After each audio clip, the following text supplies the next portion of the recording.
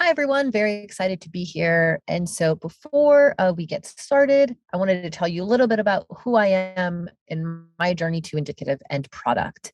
So I'm originally from Southern California. I moved to New York for college, where I went to NYU Stern School of Business, and I studied international business and marketing, actually.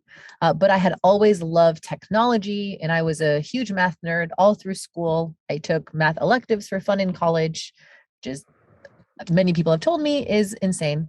And fast forwarding a few years, I started at Indicative originally as an SDR, and have really had the opportunity to grow and learn a lot over the years. And now I recently head up product and sales engineering here at Indicative. And I'm excited to share with you all today how to build a data-driven product roadmap without actually having to do any math yourself, but instead using a product analytics tool like Indicative. So let me actually tell you a little bit about Indicative and what we do. So Indicative helps you build better products through analytics. Indicative was designed specifically for the business user. So we typically work with product, marketing, and analyst teams to help them understand how their users are interacting with their digital products or their business. And we are the only product analytics platform that was built to connect directly to your data warehouse, which is typically a company's single source of truth. Also, shameless plug, we are hiring for a product intern and a product manager. So stay engaged and stay until the end. But please feel free to reach out to me on LinkedIn if you are interested in the role at Indicative. All right, so moving on to the agenda. So today we're going to cover a few different topics. And we'll cover how a product analytics platform can help you to understand first user flows. How are users flowing in and out of using certain features? The impact that certain features have on engagement and retention. And then also how to prioritize and turn these takeaways into a product roadmap using data. And so I definitely encourage everyone to follow along with me. So this is meant to be an interactive workshop where you can follow along and actually build out the analysis that I'm building out at the same time. So please go to app.indicative.com/explore demo. And Tara should have posted the link in the chat. So you can just click on that link to go straight to our demo sandbox environment. While I give you guys a few seconds to do that, let me explain why behavioral data is important. So to begin, behavioral data is data that shows you who is using your product and what they're doing. What features are they using, and how does that relate to engagement with other features or their entire journey? Tracking, collecting, and most importantly, using this data to derive insights is a vital part of building a modern roadmap. So to actually be able to analyze and operationalize on this, you'll need a product analytics solution like Indicative. It'll make it easier to turn this raw data into something actionable that'll help you do things like visualize your customer journey, identify points of friction, and build and analyze user segments. So before we actually do any analysis, the first thing we need to do is establish our goal. So what are we actually trying to achieve as a company? What is the goal of our roadmap? We have to make sure that we build a roadmap that aligns with our company's goals and objectives. So for the purposes of this workshop, and if you're already in the demo environment, you'll notice that we're working with a fictitious company called Petbox. A Petbox is dummy data, but it is a fake company that has it's an e-commerce company. So they have a blog, an app, they sell products online, and they also have a monthly subscription box where you can get pet toys and food delivered on a monthly basis. And so Petbox's main objective is to increase the volume of these conversions to subscribing. So this is critical to understand because let's say the objective was something different. If the objective was to increase the sale of one-off products or to work with affiliates, these would lead to very different questions that we're asking of the data. So now that we've established the goal, let's actually get started. So I'm going to exit out of here and then go over to indicative. So if you're following along, you should now be in this demo environment. We'll do this together. So please follow along as I go through this. But if you're in the demo environment, you will see this demo dashboard. So first, let's talk a bit about how the behavioral data is structured inside of a typical product analytics platform. And then we'll go through the various tools that we'll be using and the types of analysis that they are used for. And then we'll dive into a few examples and try to derive some takeaways from this. So first, everyone click on Analyze, and then click on the first tool just called Segmentation. And so we're going to focus first on how is a behavioral data typically structured.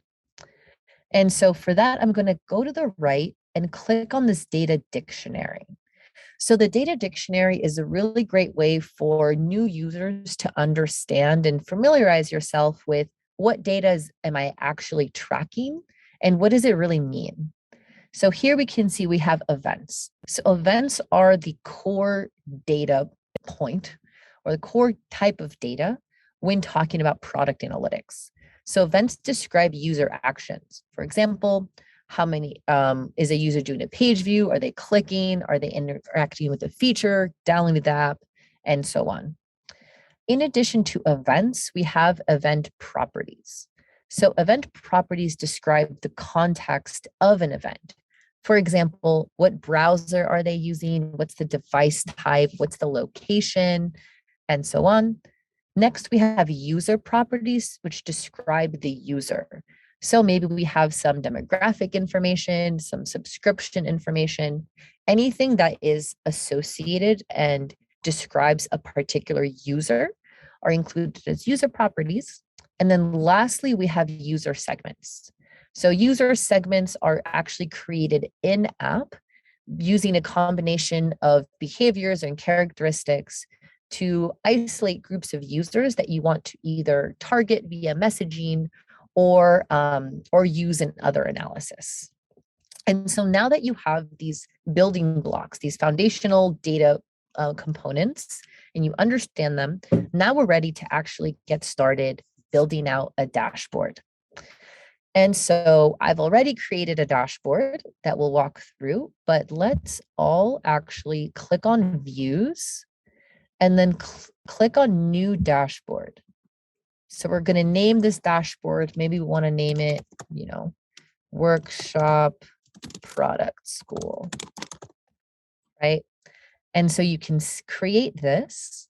And so now you'll have this dashboard that we'll use to save all of our new analysis onto. Now, of course, I prepared, so I already cheated and I have my full dashboard complete here. But I'm going to use this so just to show you at a high level, what are the different types of insights and the types of analyses that we'll be looking at to help inform our product roadmap. And I'm going to delete these takeaways as well, because we'll actually do these together. And so here at the top, we have our journeys analysis. So journeys is a very powerful tool which allows you to explore and understand what is your customer journey before or after a certain behavior. Moving further down, we have the traditional funnel analysis, which is great for identifying friction, points of drop off, where are people converting and flowing out. Moving further down, what makes indicative really unique is the multipath funnel analysis. So a multipath funnel analysis allows you to compare and contrast different user flows in a single visualization. Moving further down, we have a segmentation analysis. So segmentation is great for looking at engagement of specific features over time, or segmenting your user base, or creating custom calculations. We also have the frequency tool, which allows you to look at how are users engaging with your application. So, for example, how many days a week do people engage? How many weeks a month? To really identify who are your high and low performing segments. And then lastly, we have cohorts. So cohorts are great for helping you analyze engagement, activation, and retention. So really about understanding how often are users coming back and what is keeping them coming back. And so now we've covered all of the types of different analyses that we're going to go through. Let's actually get started with the first one. As I go through this, please feel free to drop questions in the chat. Happy to answer questions that people have, and slow down if I need to as we go. And then if you see an insight in the data, also please post it in the chat. All right, so we're going to go over to the journeys analysis. And this is where we're going to start. So go over to journeys, make sure that it's clear by clearing it out. And the first question we're going to ask ourselves is, what are the most common paths after opening the app? So I'm actually going to, let's go up here, and I like to name all of my analysis and start off with the question. So what are the most common paths after opening the app? Here you guys will see what a horrible typist I am. And so we're going to start in the query builder. So this area is called the query builder. This is where all of the analysis begins and where all of it is set up. And so to answer the question, we're going to want to put in starting with open app. So I can scroll down and look for opening the app, or I can actually just type in open app, and then I'm going to run this. And so here you will see the most common paths that people are taking after they open the app. And so here we can see a Sankey diagram showing what are those most common user flows and the common features or events or actions that they're performing. This is a bit noisy. There's a lot going on here. Let's modify this to only focus on what's most important and reduce some of this noise. So I'm going to go over to this threshold setting. So currently we're looking at events that occur over 5% within a given step. Let's increase that threshold, that barrier, to 10% instead. So now an event had to represent at least 10% of a step in order to appear. So we'll see our visualization get a little smaller and clearer to understand. The last thing we're going to do is merge repeated steps. Notice here that we have many times people are opening the app multiple times in a row. We don't want to see those. Let's merge repeated steps so we can only look at what is coming after, what unique action is coming next.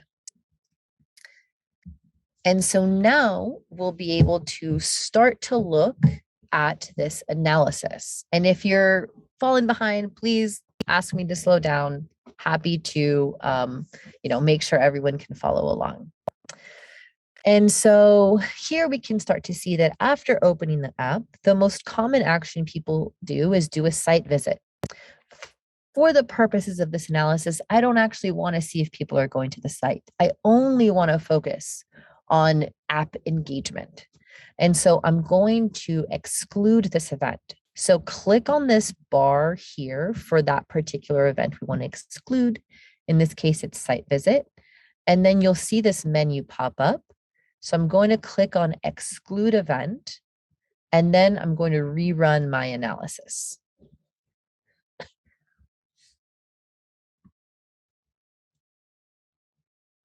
And so here we will see the same visualization, just now narrowed down to excluding those site visits. And so here we can see now the most common event is opening the app, followed by opening the pet cam. So the pet cam is a webcam to watch your pet while you're away. And so it's interesting to see that people are engaging with this product that we have. Next, most common, we can see people are creating a profile. That makes sense. After you open the app, you can't do much until you create a profile. And then here we also see people connecting the pet cam. So here we're able to just start to understand what are the ways that people are navigating through my product. Now let's explore what are the most common paths before subscribing. Let's see if there's any insights we can get from that as well.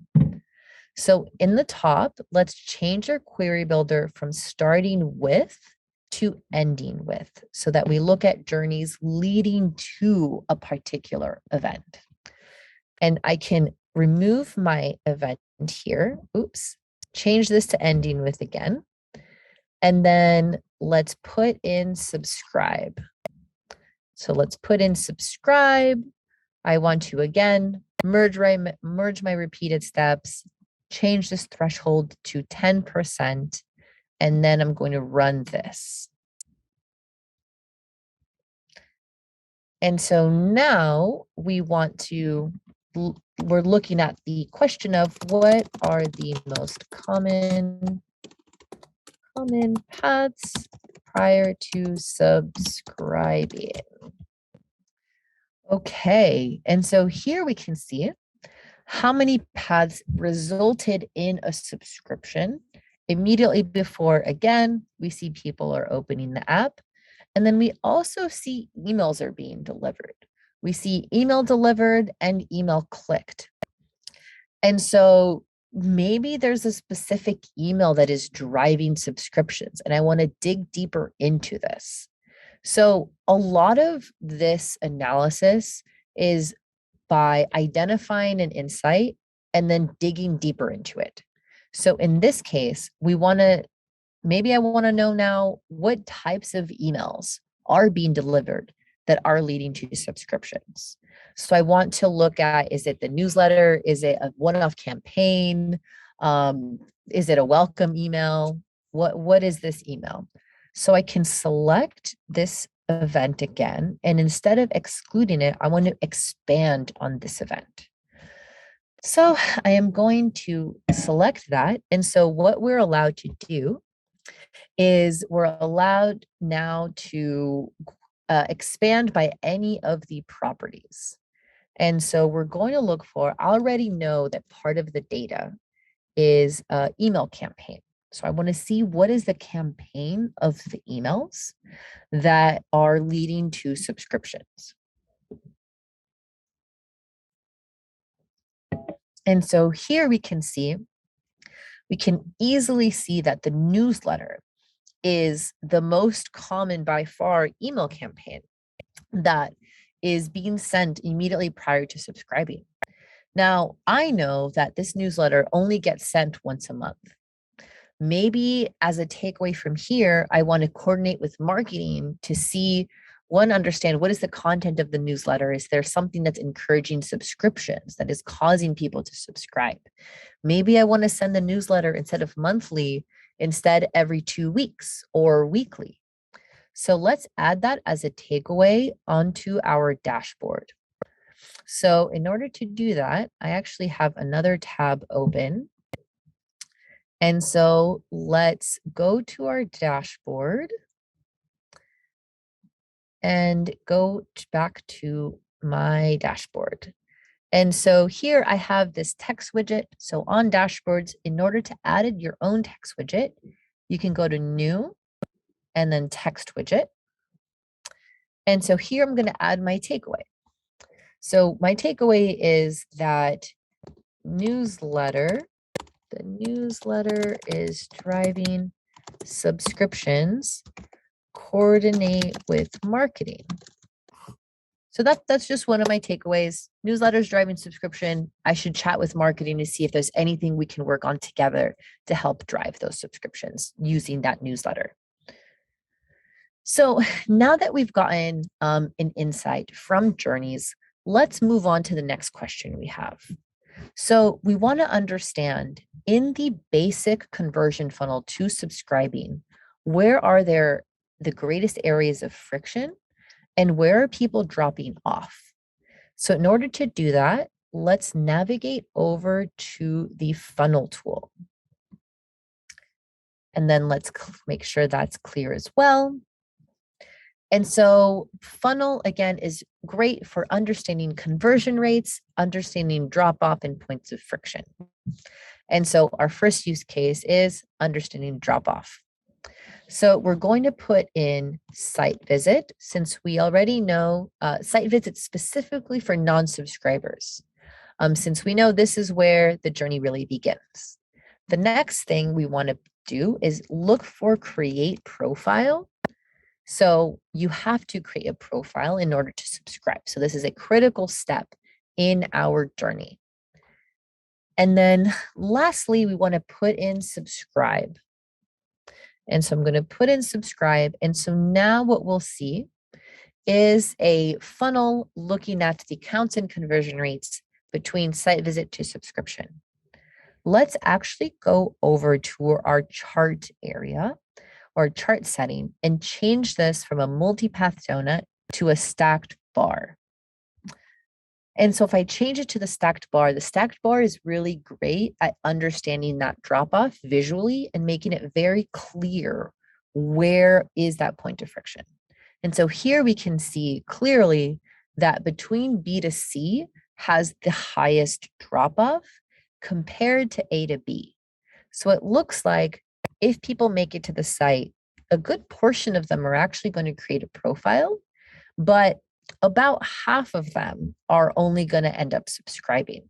Again, this is demo data, but it's just meant to give you an idea of how you would be able to derive insights in order to inform where to focus your product efforts. And so here we can see, okay, clearly between creating a profile and subscribe, we're seeing some drop off. Let's ask some additional questions so that we can understand what could be some factors contributing to this low conversion rate. Let's actually name our analysis. Where are people dropping? Okay. And so I did miss this in journeys, but we'll also want to save this to our new dashboard. So in order to do that, we want to click on Save as New, select the widget, and then find the dashboard that you created. You can also search for the dashboard name.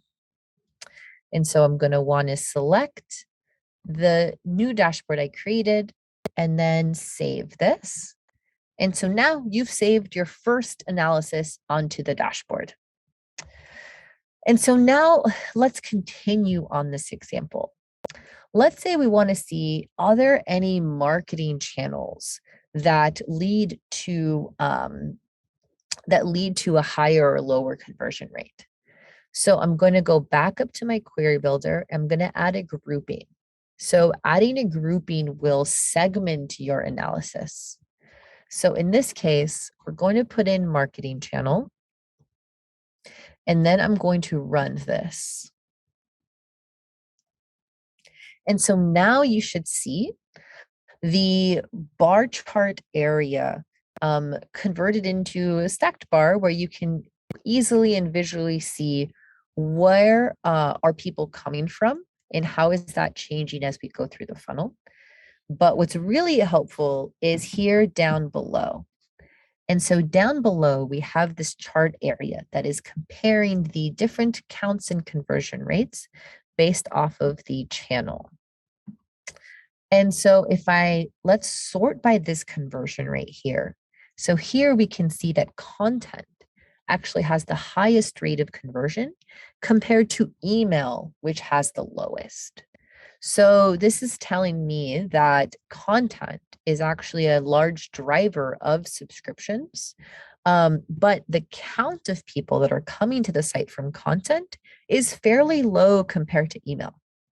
So maybe I also know that our content is not available on our app. It's only available on our web, and maybe this is a mistake.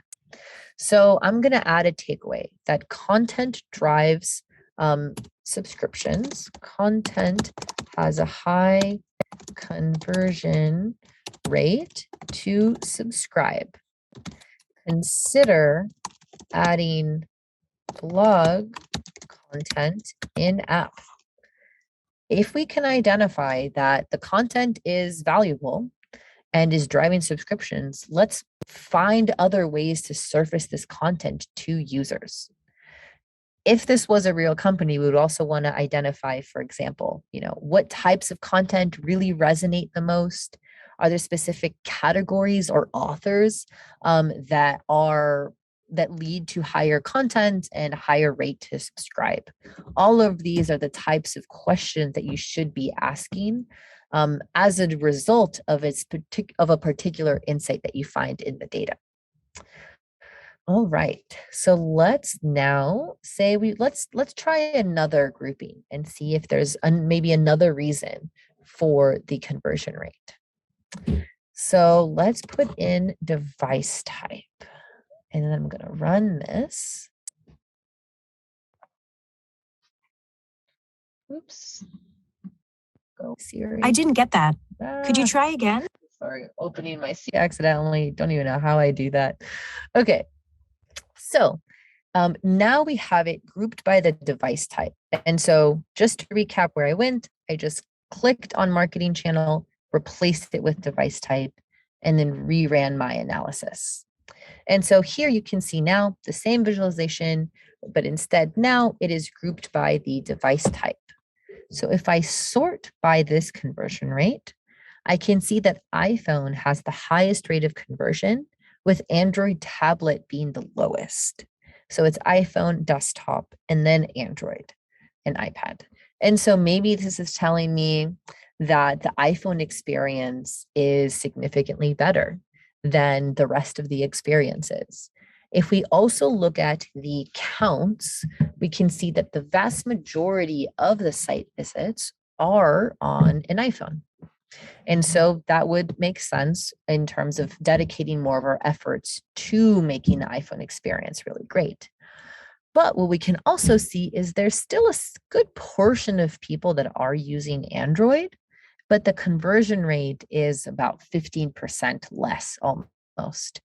So maybe this is an area of opportunity for us to elevate the experience on the Android app to be comparable to the experience on the iPhone app.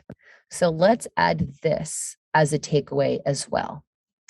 So let's go back, add this takeaway to audit the Android UX and compare against iPhone. All right, so let's go back to our analysis. And so as a next step, I recall in my journeys analysis, I identified some insights that I want to dig deeper into. I noticed that the pet cam was something that people did pretty frequently after opening the app and prior to subscribing. And I want to see, does it have a material impact on subscriptions for people that do use the pet box camera? And so I'm going to go over to my query builder again, and let's type in here to open the pet cam. So I'm going to select Open Pet Cam, and then let's drag it up to after creating a profile. So to do that, we're going to click here, drag it up here. So now we have Open Pet Cam. I also know that you have to open the app in order to subscribe. So I'm going to put in Open App, and then I'm going to put that above subscribing. And sometimes it's a little finicky, so we want to make sure it's in the right order. All right, here we go. And then the last thing I want to do is I want to unpin this to make it an optional step. So if I want to select this pin, unpin it. And so now what we will see is a multipath analysis. And actually, one other thing we want to do is we want to change it from the stacked bar visualization to the multipath donut. So this will allow us to look at and compare those two journeys in a very simple visualization. And so here, let's dive into the numbers a little bit. Let's spend some time understanding this analysis. Here we can see that there are about 52,000 users who entered the funnel by having a site visit over the last 7 days. Of these users, about 74% ended up creating a profile after their site visit. Moving further on, we can see how many users did not open the PepCam and then open the app and subscribed. So for those that did not open the PepCam, our conversion rate is about 20%. If I toggle over to those, so if you highlight this other path here, it will highlight the other path. And so now we can see 20%, it more than doubled to 54%. It almost tripled in conversion rate. And so this is telling me that actually using and engaging with the PetCam product does drive subscriptions. And so I want to add this as a takeaway. You know, maybe I want to have a campaign with marketing to promote the PetCam. Maybe I want to send some messaging specifically to people who are using the PetCam with send them some messaging to encourage them to subscribe since they're prime for subscribing. Maybe I want to kind of dig deeper into it and see if there are other features that have a similar impact on conversion. So there's a lot of different directions we can go from here. But for this takeaway, let's just add a takeaway that the PetCam does drive subscriptions. So PetCam drives subscriptions, maybe work with marketing and revisit in app UI in relation to the PetCam. And so to expand on this, let's do one more thing in the funnel analysis. So let's say I also, Petbox is an international organization, and I want to see if there are specific regions or specific countries where we are more successful in than others. And so for that, I am going to now switch this to look at the country. So if I group by the country and then I run this,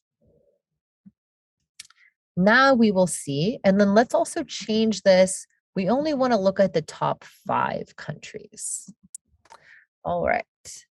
And so here we can see down below that the lowest conversion rate is the US. So even though the US has the highest count of users, it has the lowest conversion rate of these top 5 countries. And we can see that the highest conversion rates are actually Great Britain and Turkey. And so maybe this is telling me that the US is a saturated market. Maybe there's a lot of competition in the US. but Great Britain and Turkey don't have as much competition in our space. And maybe we should dedicate some resources to to run more campaigns in these countries. Or maybe right now our app only supports English. Maybe we also want to support Turkish or support other languages, so that we can take this opportunity and expand on it. So let's add that as a takeaway as well. So we want to work with marketing on international campaigns. And we also want to consider support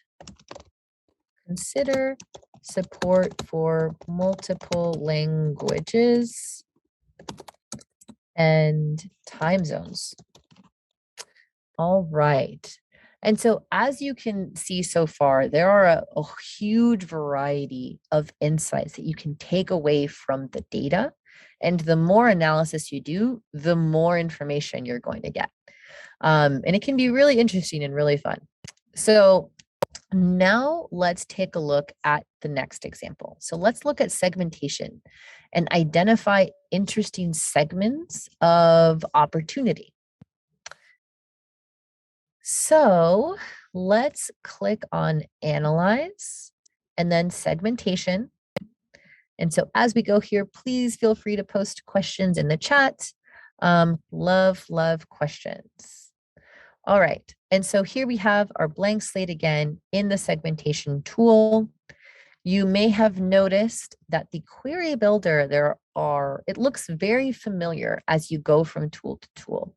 So this is designed so that it's easy once you understand the components of how to build an analysis. You can use various tools and get different types of information. So we're going to focus on what is engagement with PetCam based on subscription status. Hey, so, yes. Quickly before you move to segmentation, we did have a question about how you got this data into here. Yes, definitely. Great. Okay, so this particular data is dummy data, but in terms of the types of integrations that we have, so there are a few different ways to get data into a product analytics tool. There's the traditional third-party partners like Segment or Snowplow, which are designed for tracking this behavioral and event data. We also have our own SDKs or API. And then most importantly, we have our data warehouse integrations. So Indicative is the only platform that was designed to connect to your data warehouse. So that would be our third method of integration. So we can integrate, for example, with like S3, Redshift, Snowflake, and others. Last thing I'll say here is every customer's data is unique. And so we can integrate with multiple different sources, and in Indicative for the end user, it will seamlessly appear as a single data set and a single profile of the user. And if you have any other questions about integration or how to get your data in here, you can definitely sign up for a free account, or you can message me on LinkedIn and I'll be happy to help you out. All right, great. Okay, so to go back to the segmentation example, let's see if there are any areas of opportunity with this analysis. So we're going to put in Open PetCam. And so we put in Open PetCam and let's just plot this. And so here we'll be able to see a simple line chart showing what are the different, how many times a day are people opening our PetCam. I always like to turn data labels on so I don't have to kind of look at the y-axis. So to do that, I can click on this and then turn data labels on. So I can now easily see what are the counts alongside the chart. So let's expand this date range a bit and let's add in grouping this by the subscription type. So let's change last 7 days. Let's do last 90 days. And then let's group by here. Group by, let's search for subscription and put in subscription plan.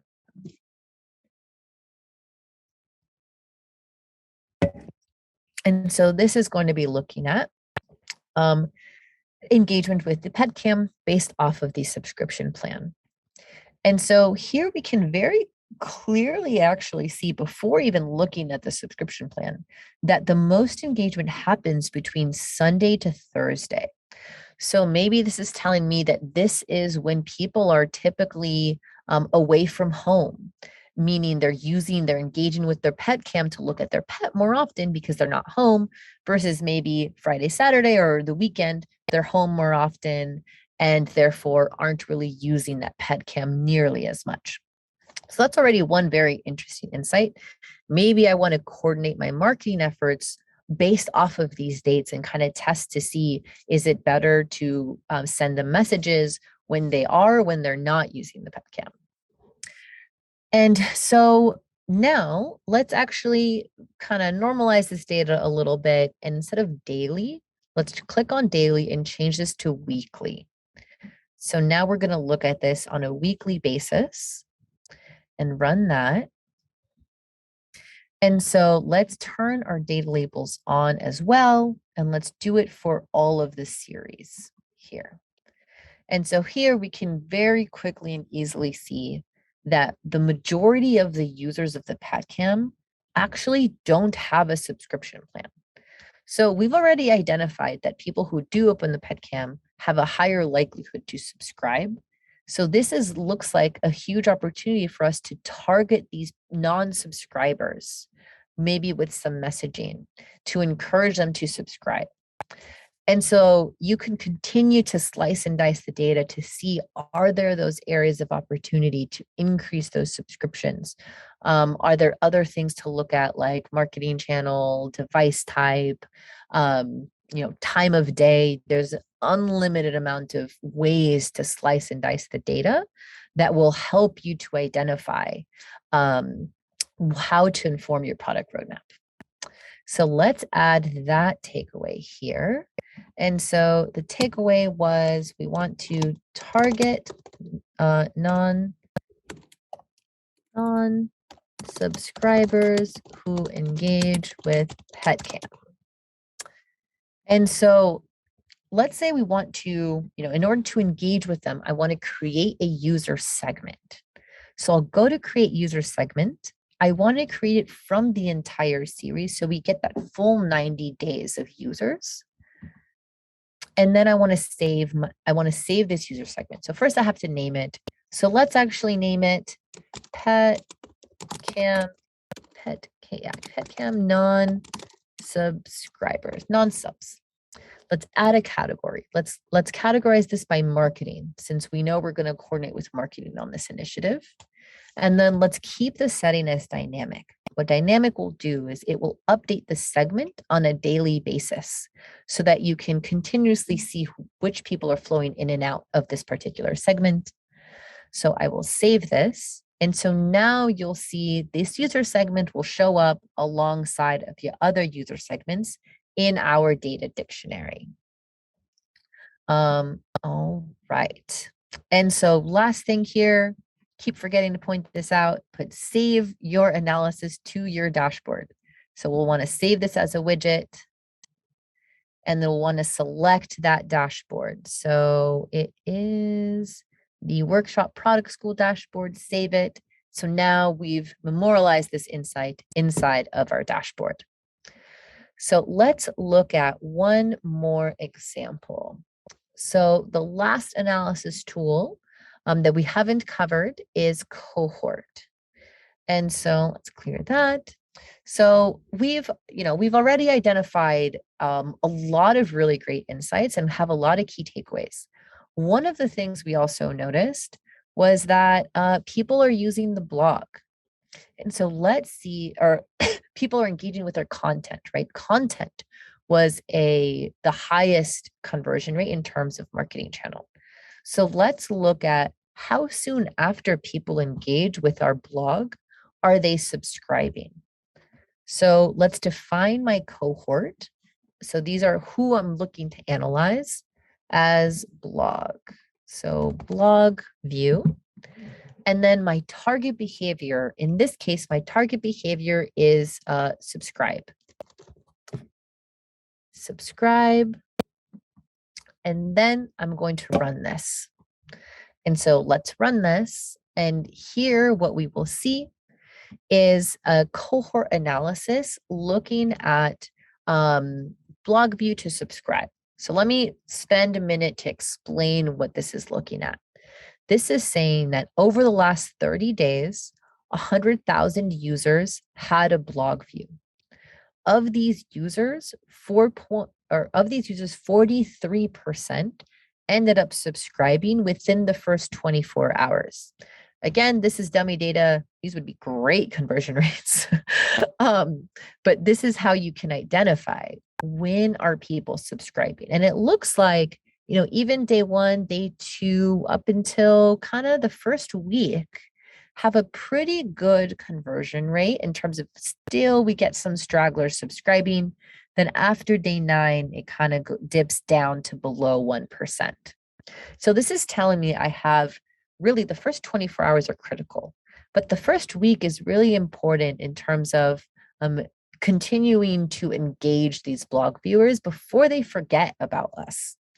And so maybe now I want to revisit my content, revisit what the UI looks like, what the UX is specifically for our blog content, and encourage more email collection. Maybe I want to have a call out for the blog on the side. But main point is here, let's dig deeper into what that blog experience looks like now that we've identified this is a good area of opportunity.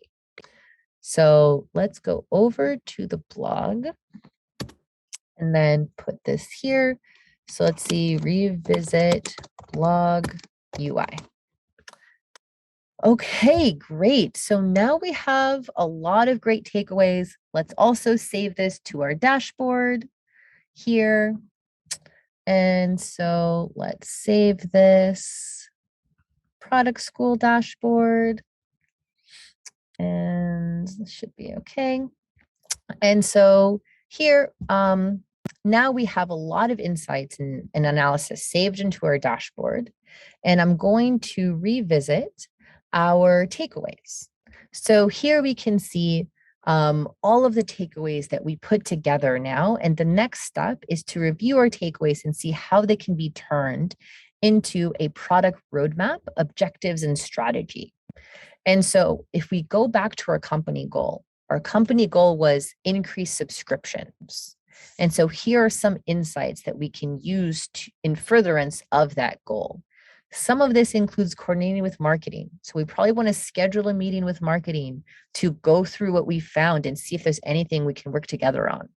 We also have some pretty great takeaways about changes we want to make to the product to make subscriptions more front and center and to encourage those behaviors that we already know lead to subscriptions. And so we can now take these takeaways and derive some action items like talk to marketing, revisit the UI for the blog, consider international language support and time zone support. And we can use that to to create a data-driven, data-focused product roadmap. So that is all I planned on walking through today. And so let's just put in kind of this last slide. Happy to answer any questions. Please post them in the chat. Just to leave you with a few things. You can register for a free account. You can go to our website. You can go to this link. And then also, again, we're hiring for a product intern and a product manager.